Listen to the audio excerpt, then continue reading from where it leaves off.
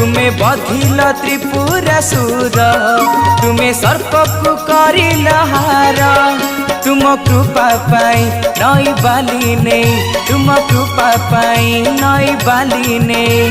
शिवलिंग टे गढ़िले रामचंद्र जय जय हे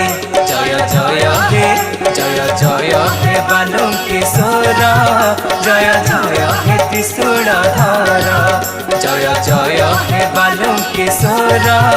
जय जय हे त्रिशूलधर।